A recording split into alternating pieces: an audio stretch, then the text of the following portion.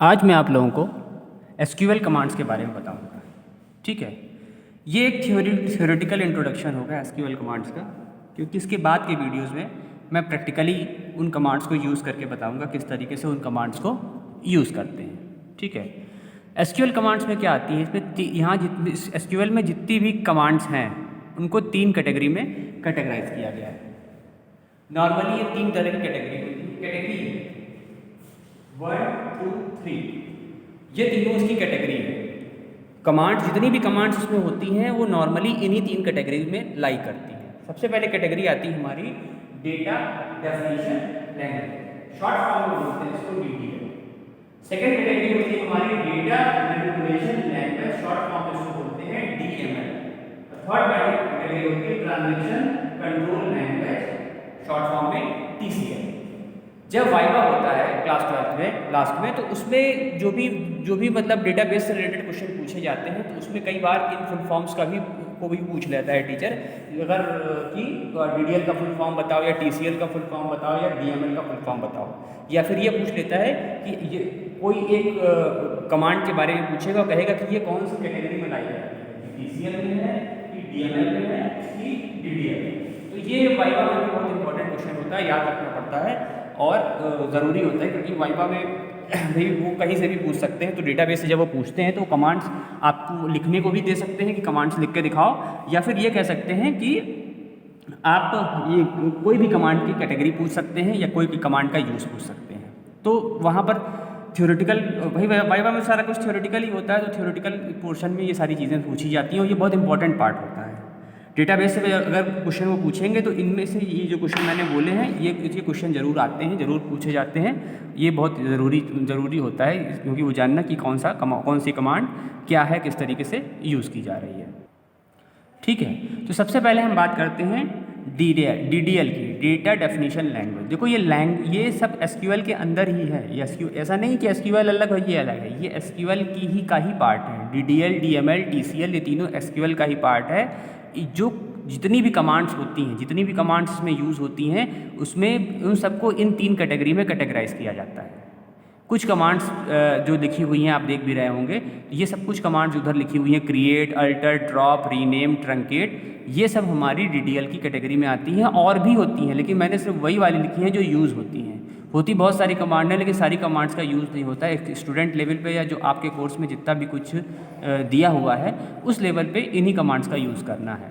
बाकी और भी बहुत सारी कमांड्स होती हैं, बहुत सारी तो मैंने भी नहीं यूज़ की कभी, क्योंकि उनका रोल हम लोगों के लेवल पे नहीं होता है। तो इसलिए कुछ ही कमांड्स हैं, मतलब सारी अगर हम लोग मिला लें तो ज़्यादा से ज़्यादा 15-20 कमांड में सारा काम हो जाता है। 15 से 20 कमांड अगर आपने सीख ली है तो आप लोग डेटाबेस क्रिएट भी कर लोगे, टेबल भी क्रिएट कर लोगे, उसमें चेंजेस भी कर लोगे, उसमें जो भी एंट्री जैसे करनी है उसके हिसाब से सब कुछ कर लोगे। ठीक है, लेकिन इन पे थोड़ा सा फोकस करना होता है, क्योंकि ये बेसिक कमांड्स होती हैं। ये कमांड्स आए बिना आप आगे की कमांड्स नहीं सीख सकते, और आगे की कमांड्स में सारी कमांड्स का यूज़ भी नहीं होता। ऐसे होती बहुत सारी है, कितनी कोई एग्जैक्ट फिगर नहीं पता है, लेकिन बहुत सारी कमांड्स होती है। बहुत सारी कमांड क्रिएट भी कर दी जाती है, अपने हिसाब से भी कमांड बना दी जाती है, ऐसी इसमें फैसिलिटी होती है।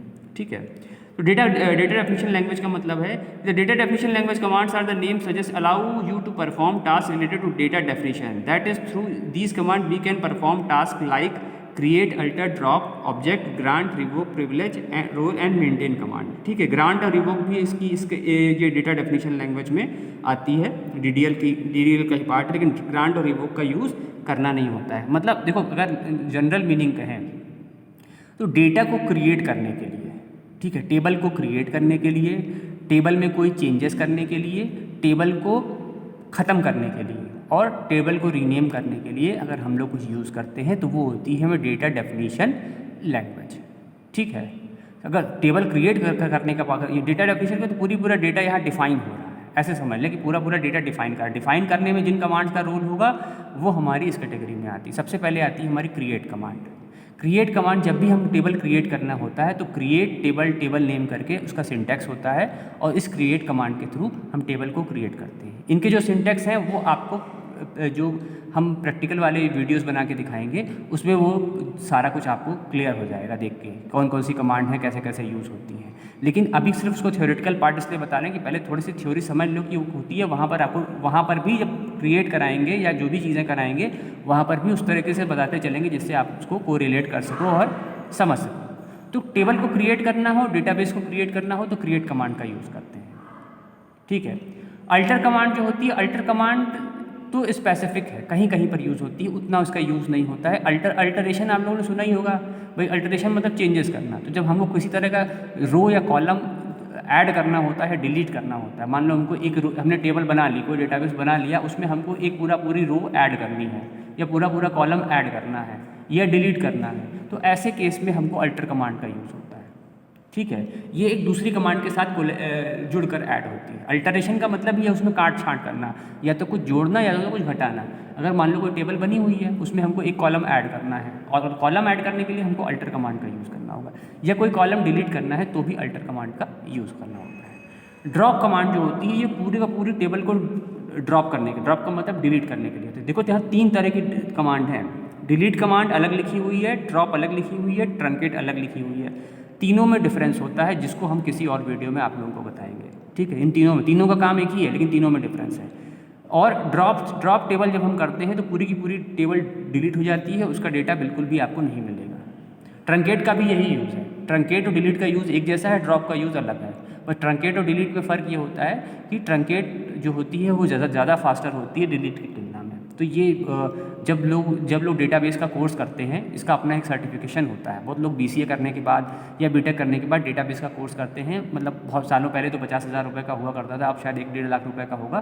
तो वो कोर्स करने के बाद उनको जॉब मिलती है, तो वहाँ पर जब वो उस जॉब के लिए जाएंगे इंटरव्यू में, तो वहाँ पर उनको डेटाबेस से रिलेटेड ही क्वेश्चन पूछे जाएंगे, और वो क्वेश्चन यही होती है, में कॉमन क्वेश्चन है वाइवा का भी और इंटरव्यू का भी। What is the difference between drop, delete and truncate? Drop, delete और ट्रंकेट में क्या डिफरेंस है, ये चीज़ पूछी जाती है। जब ये टाइम पर मैं आप लोगों को क्लियर भी करता रहूँगा, बहुत कॉमन सा डिफरेंस है। डिलीट और ट्रंकेट का रोल एक ही है, ये टेबल के डेटा को डिलीट करती हैं, टेबल को डिलीट नहीं करती है। टेबल का डेटा मतलब टेबल का जो अंदर डेटा रखा हुआ है उसको डिलीट कर देंगे, उसके स्ट्रक्चर को डिलीट नहीं करेंगे। उसमें जो कॉलम बने हुए हैं, जो कॉलम की हेडिंग पड़ी हुई है वो नहीं डिलीट होगी, उसके अंदर का डेटा डिलीट होता है। लेकिन ड्रॉप टेबल करने से पूरा का पूरा परमानेंटली डिलीट हो जाता है, उसके अंदर का जितना भी कहानी है सब डिलीट, उसकी टेबल का स्ट्रक्चर भी डिलीट हो जाएगा और टेबल के अंदर का डेटा भी डिलीट हो जाएगा। तो दोनों में, इन तीनों में एक बेसिक डिफरेंस तो यही होता है। और डिलीट की तुलना में जो ट्रंकेट होती है वो फास्टर होती है, ठीक है। ड्रॉप और ट्रंकेट को हमारी DDL की कैटेगरी में रखा जाता है और डिलीट जो है वो हमारी DML की कैटेगरी में होती है, ठीक है। तो इन तीनों का रोल एक ही है, पर थोड़ा सा डिफरेंस होता है, उसको फिर कभी किसी और वीडियो में आपको बताएंगे। रीनेम का क्या मतलब होता है कि कई बार ऐसा होता है कि टेबल को हमने कोई नाम दे दिया, स्टूडेंट नाम की एक टेबल बना दी। अब ऐसा कुछ हो गया कि स्टूडेंट के नाम की हमको 2 टेबल बनानी पड़ जा रही है, हमारे स्टूडेंट ज़्यादा है या ऐसी कोई कैटेगरी है, तो वहाँ पर अब भाई टेबल को रीनेम करना पड़ेगा। मान लो एक टेबल स्टूडेंट 1 नाम की हो जाएगी, एक टेबल स्टूडेंट 2 नाम की हो जाएगी। तो ऐसे केस में टेबल्स को भी कभी कभी रीनेम करना होता है। तो रीनेम जैसे आप लोग देखते हो फाइल्स को रीनेम करते हैं, वैसे ही यहाँ पर टेबल भी रीनेम होगी, लेकिन ये काम कमांड के थ्रू होगा। यहाँ हर काम कमांड के थ्रू होगा। टेबल में हम डायरेक्ट चेंजेस नहीं कर सकते। MS एक्सेस में वो चीज़ पॉसिबल थी, लेकिन यहाँ नहीं पॉसिबल है।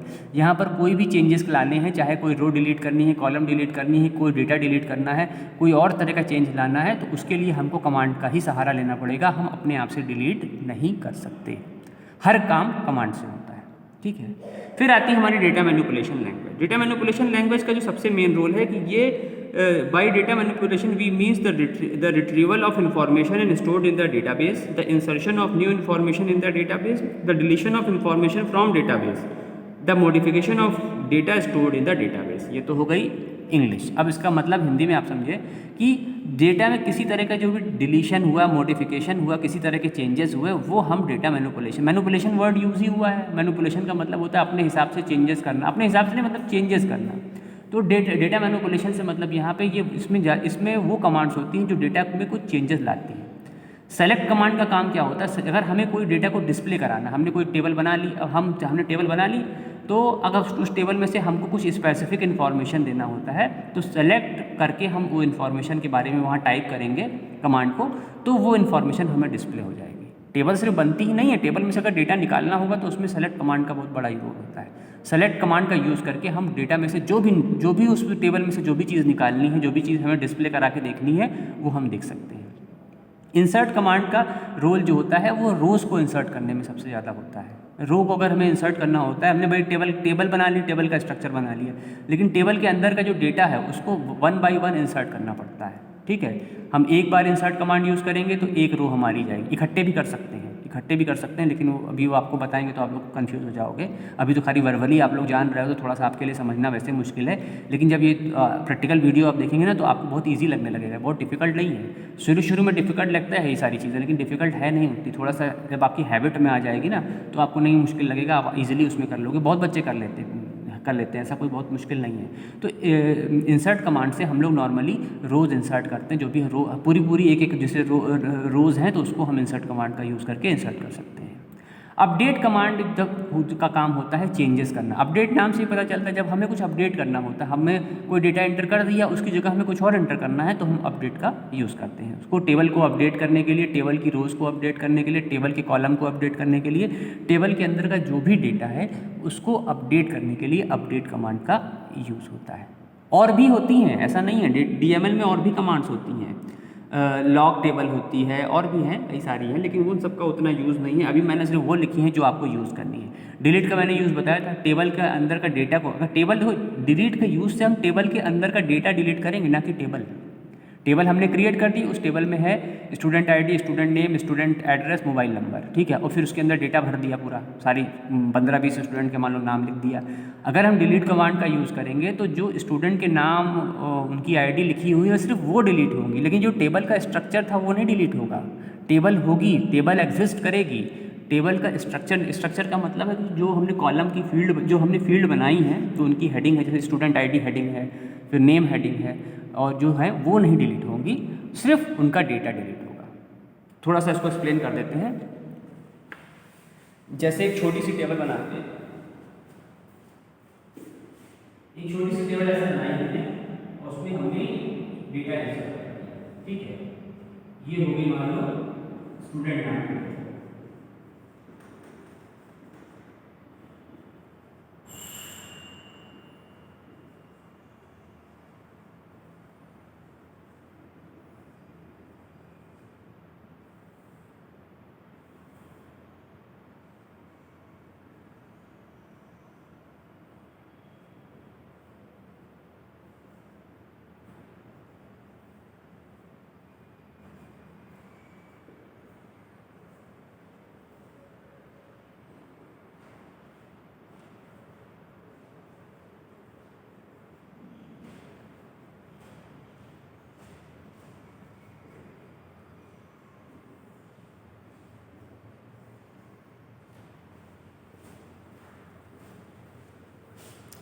जैसे एक छोटी सी टेबल मैंने बनाई है स्टूडेंट नाम की, उसमें थोड़ा सा डेटा इंसर्ट करा दिया है, ठीक है।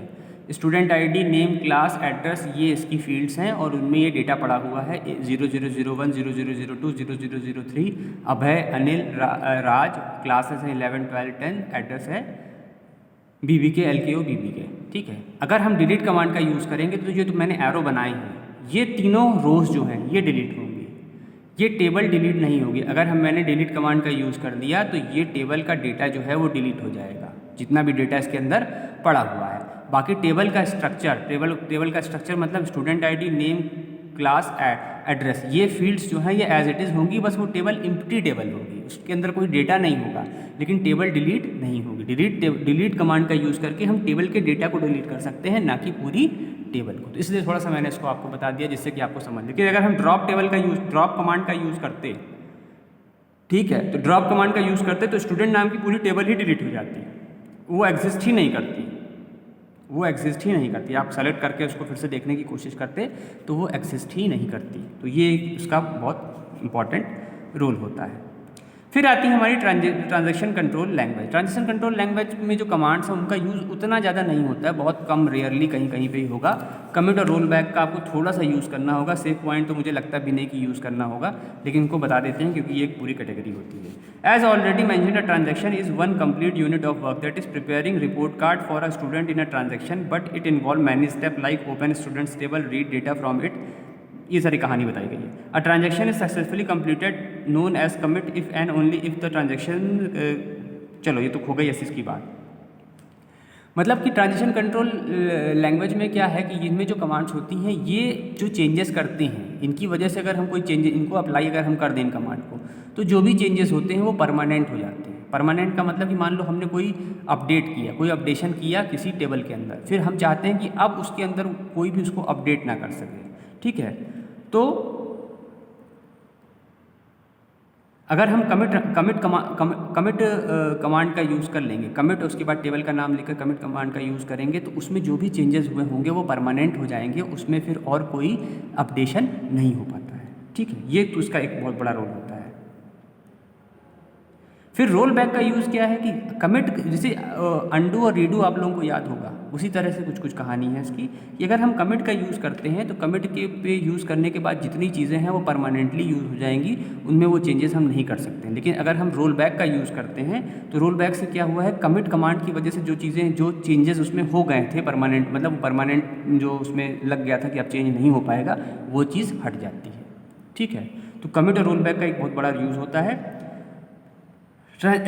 सेव पॉइंट का अपना अलग यूज़ है। It make a point up to which all early statement has been successfully completed if required in case of failure और may undo the changes roll back up to these points. Save point भी इसी तरह का कोई role है कि इसमें एक लिमिट तक हम सेट कर सकते हैं कि इस लिमिट तक की जितनी रोज हैं उनको हमने सेव कर दिया है, अब उन पर कोई चेंजेस अप्लाई नहीं है। देखो ये नीचे की तीनों कमांड थोड़ी ज़्यादा डिफिकल्ट है समझने में, इनका यूज़ तो थोड़ा सा होता है, बहुत ज़्यादा नहीं होता है। कमिट और रोल बैक का यूज़ होगा, सेव पॉइंट का तो शायद ना यूज़ हो, लेकिन इनको समझना थोड़ा सा डिफिकल्ट होता है कई बार। तो जब टेबल क्रिएट करना बताएंगे और जब ये चैप्टर आगे जाएगा, जब इनमें चीज़ें प्रैक्टिकल वर्क भी आगे जाएगा तो आपको इन तीनों का यूज़ करना समझ में आएगा।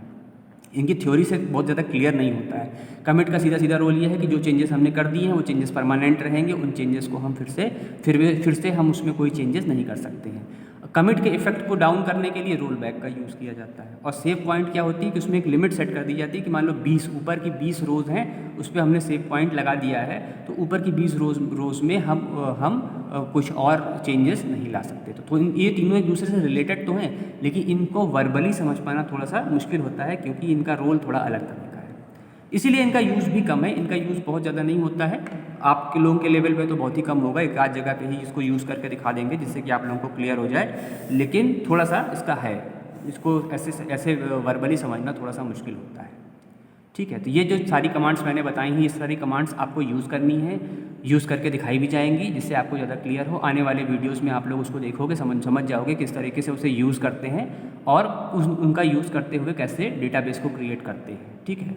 क्योंकि डेटाबेस को क्रिएट करना, उनमें चेंजेस लाना, ये सब बहुत इंपॉर्टेंट पार्ट है। और जो आपके क्वेश्चंस भी आते हैं बोर्ड एग्जाम में, उसमें से भी अच्छा खासा भाई 70 मार्क्स में से 20 मार्क्स का आपका डेटाबेस से आता है, जिसमें से 5 मार्क्स का क्वेश्चन होता है जिसमें पूरी टेबल दी होगी, उस टेबल के अकॉर्डिंग आपको कमांड्स चलानी होती, कमांड्स लिखनी होती है, ठीक है। उन कमांड्स को लिखने पे ही आपको वो नंबर्स मिलते हैं, क्योंकि और उनको लिखने के भी आपको ये सारी चीज़ें समझनी होंगी। यहाँ सिस्टम वो नहीं है कि आपने रट्टा मान के काम चला लिया। जब तक आप इस कॉन्सेप्ट को नहीं समझोगे आप पेपर को कर ही नहीं सकते। पेपर इतना डिफिकल्ट होता है कि वो कॉन्सेप्चुअल होता है, उसमें केस स्टडी बेस्ड क्वेश्चन ज़्यादा होते हैं, ना कि क्वेश्चन आंसर्स वाला सिस्टम बहुत कम होता है। 1 मार्क्स में ही आपके थ्योरेटिकल क्वेश्चन पूछे जाते हैं, वरना मैक्सिमम क्वेश्चन आपके केस स्टडी वाले होते हैं। तो ऐसे ही आपको एक टेबल दे देंगे और कहेंगे फिर उसमें ये करके दिखाओ, वो करके दिखाओ। तो वो सब करने के लिए आपको ये सब सीखना बहुत ज़रूरी है। जब तक आप इन चीज़ों को नहीं सीख लोगे, कमांड्स को नहीं सीख लोगे, कमांड्स को यूज़ करना नहीं सीख लोगे, तब तक वो दिक्कत करेगा। क्लास 11th में जितनी भी चीज़ें बताई जाती हैं वो सबका यूज़ क्लास 12th में होता है। जब तक क्लास 11th वाली कमांड्स आपको नहीं आएंगी तब तक आप क्लास 12th वाली कमांड नहीं सीख सकते हो। इसीलिए क्लास 12th में भी ये चैप्टर 3 के तीनों फिर से रिपीट कराए जाते हैं, जिससे कि पुराना जो भी हो वो आपको फिर से क्लियर हो जाए, ऐसा ना हो कि दिक्कत करे, ठीक है। तो ये चैप्टर यहीं पे एंड होता है, जो आपका ये चैप्टर रिलेशनल डेटाबेस। लेकिन इसके आने वाले जो और चैप्टर हैं उसमें आपको सिर्फ प्रैक्टिकल वीडियो में आपको चीज़ें दिखाई देंगी। प्रैक्टिकल भी आपको समझाएंगे और क्लास में भी समझाएंगे ये किस तरीके से कौन सी कमांड का यूज़ करके कौन सी टेबल में हम किस तरह के चेंजेस लाते हैं। क्योंकि अगर जब तक ये कॉन्सेप्ट आपको बिल्कुल क्लियर नहीं होगा, क्योंकि ये डिफिकल्ट नहीं है, मैं बार बार कह रहा हूँ ये डिफिकल्ट नहीं है। पाइथन थोड़ी डिफिकल्ट पड़ती है, जो आपके सिलेबस में 2 ही चीज़ें हैं मेन। नेटवर्किंग वाला पार्ट तो सब बच्चे कर लेते हैं, मेन आपका पाइथन है और उसके बाद MySQL है। तो MySQL थोड़ा ईजी पड़ता है, बस थोड़ा सा इसको शुरू में आपको डिफिकल्ट लगेगा, लेकिन जब वो थोड़ा सा हैबिट में आ जाएगा तो वो उतना डिफिकल्ट नहीं होगा और आप इसे ईजिली यूज़ कर सकते हो। जो क्लास 12th वाले बच्चे हैं उनको तो यूज़ करना आता है, जो क्लास 11th वाले बच्चे अब पढ़ रहे हैं वो इसे ईजिली समझ लेंगे, कोई ऐसी मुश्किल चीज़ नहीं है। बस कंटिन्यूटी होना बहुत ज़रूरी है। अगर आप कंटिन्यूअस चीज़ों को यूज़ कर रहे हो, मतलब ये भी कहीं ना कहीं मैथमेटिक्स की तरह है। अगर आपने 1 महीने एसक्यूएल पढ़ ली, अच्छे से समझ ली, उसके बाद फिर आप छोड़ दिए तो फिर वो सारी चीज़ें आप भूल जाएंगे, सारी कमांड्स को भूल जाएंगे।